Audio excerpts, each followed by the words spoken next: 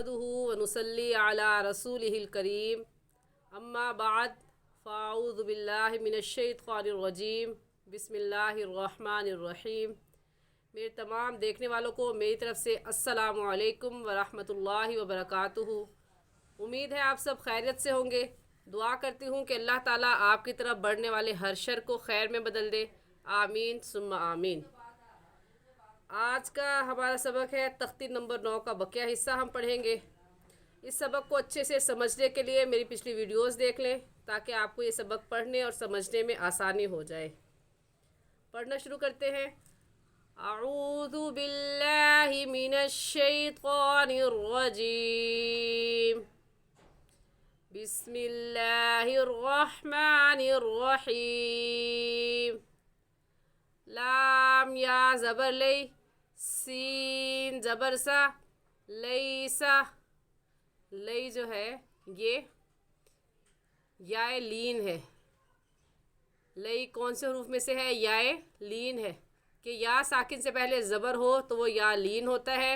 और याए लीन का कायदा हम पढ़ चुके हैं पिछली वीडियो में कि उसको बग़ैर खींचे और बग़ैर झटका दिए हुए नरमी से पढ़ते हैं। इसलिए ऐसे पढ़ना लाम या ज़बर लई, सीन ज़बर सा, लई सा, ये गलत है। लई खींच कर नहीं पढ़ेंगे क्योंकि ये याए लीन है। याए मद्दा होता तब खींचते, याए लीन है इस वजह से हम इसको नहीं खींचेंगे। तो कैसे पढ़ेंगे? लाम या ज़बर लई, सीन ज़बर सा, लई सा, मीम अलिफ ज़बर मा। मीम अलिफ ज़बर मा को खींचेंगे क्योंकि ये अलिफ मद्दा है। हमें कैसे पता चला कि अलिफ मद्दा है? अलिफ से पहले ज़बर आ गया है, इस वजह से अलिफ मद्दा है। और अलिफ मद्दा को एक अलिफ के बराबर खींच कर पढ़ेंगे। और कैसे पढ़ेंगे? मीम अलिफ ज़बर मा, लाम दो ज़बर लन, मालन। जी, लाम के बाद जो अलिफ है उस अलिफ को हम नहीं पढ़ेंगे क्योंकि ज़बर की तनवीन में जो अलिफ होता है वो लिखने में आता है, पढ़ने में नहीं आता। ये बात हम अपनी पिछली वीडियोस में बता चुके हैं और पढ़ भी चुके हैं। और इसे कैसे पढ़ेंगे लफ्ज़ को? मीम अलिफ ज़बर मा, लाम दो ज़बर लन, मालन। नून अलिफ ज़बर ना, और दो ज़बर गन, नार गन। यहाँ पर भी नून अलिफ ज़बर ना पढ़ेंगे क्योंकि ये अलिफ मद्दा है और अलिफ मद्दा को एक अलिफ के बराबर खींच कर पढ़ेंगे। और गा को पुर बमाना मोटा, पुर पढ़ेंगे। पुर का मतलब कि आपके होंठ गोल हो जाए क्योंकि गा के ऊपर दो ज़बर है। जैसे गा के ऊपर ज़बर हो या पेश हो तो गा को मोटा करके पढ़ते हैं, ऐसे ही गा के ऊपर दो ज़बर या दो पेश आ जाए तो गा को पुर करके पढ़ते हैं, यानी मोटा करके पढ़ते हैं।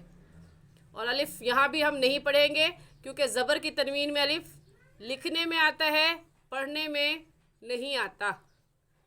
और ऐसे पढ़ेंगे इस लफ्ज़ को, नून अलिफ ज़बर ना, और दो ज़बर गन, नार गन। गुन्ना क्यों किया हमने? क्योंकि तनवीन के बाद हुरूफ़ हल्की हमज़ा हा, आइन हा, गैन खा में से कोई लफ्ज़ नहीं है, इसलिए यहाँ पर गुन्ना भी होगा। नार गन। और गुन्ना किसे कहते हैं? नाक में आवाज़ छुपाना, एक अलिफ की मिकदार एक अलिफ के बराबर, उसे गुन्ना कहते हैं। मीम अलिफ मद ज़बर मा, हमज़ा दो ज़ेर इन, मा इन। मा इन में मद है। अब उस मद पर गौर करेंगे कि ये कौन सी मद है। आया मद्दे मुत्तसिल है, मद्दे मुनफसिल है, मद्दे लाजिम है, या मद्दे वक्फ़ी और मद्दे आर्जी है। जब हमने माँ के जो मद है ऊपर उस पर गौर किया तो हमें मालूम हुआ कि ये मद्दे मुत्तसिल है। तो हमें कैसे पता चला ये मद्दे मुत्तसिल है? क्योंकि हुरूफ़ मद्दा के बाद, हुरूफ़ मद्दा इसमें क्या है? अलिफ मद्दा। अलिफ से पहले ज़बर हो तो अलिफ मद्दा। अलिफ मद्दा के बाद हमज़ा उसी कलमे में है, अगले में नहीं है, उसी कलमे में है। इस वजह से इस मद को मद्दे मुत्तसिल कहेंगे اور اس کی مقدار 4 الف ہے. 4 الف کے برابر کھینچ کر پڑھیں گے اور ایسے پڑھیں گے ما ان. غنہ بھی کریں گے کیونکہ تنوین کے بعد حروف ہلکی میں سے کوئی لفظ نہیں ہے. واو یا زبر وئی، لام دو پیش لن، ویلن. وہی بھی یائے مدہ ہے، نہیں سوری یائے مدہ نہیں ہے، یائے لین ہے. وہی میں بھی یائے لین ہے.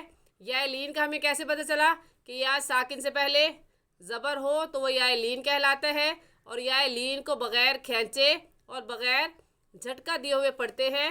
اور اس لفظ کو ہم ایسے پڑھیں گے واو یا زبر وئی، لام دو پیش لن، ویلن.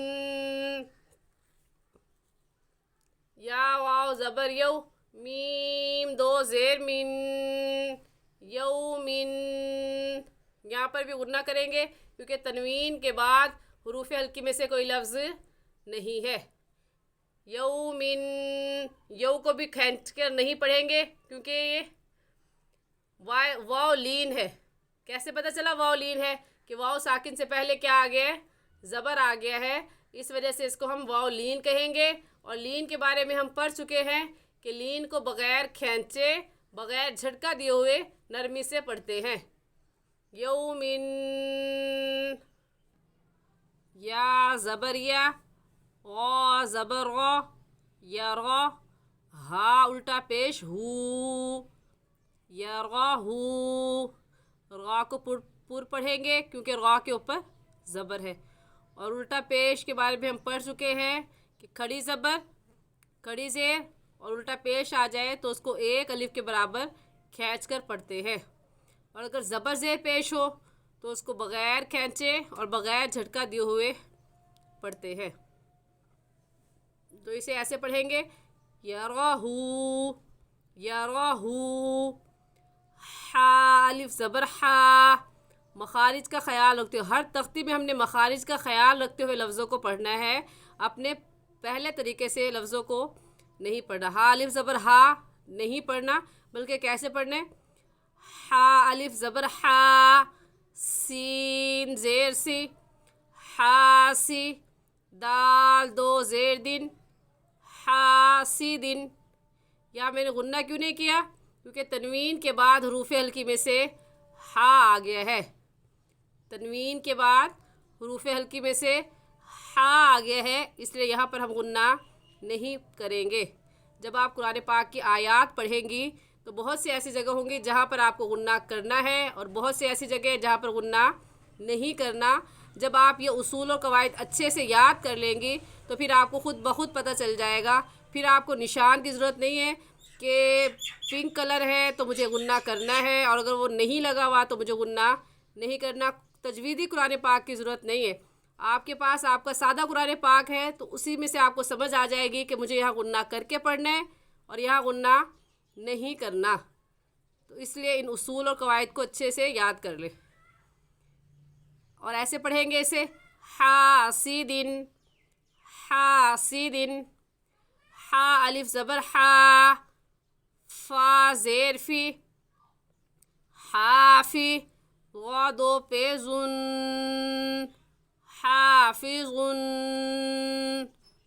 ہا کو بھی 1 الف کے برابر کھینچیں گے کیونکہ یہ الف مدہ ہے. کیسے پتہ چلا الف مدہ ہے؟ کیونکہ الف سے پہلے کیا آ گیا ہے؟ زبر. الف سے پہلے زبر آ گیا ہے اس لیے الف مدہ ہوگا، اور الف مدہ کو 1 الف کے برابر کھینچ کر پڑھتے ہیں. حافظن. دال الف زبر دا، فا زیر فی، دافی. قاف دو زیر قن، دافقن.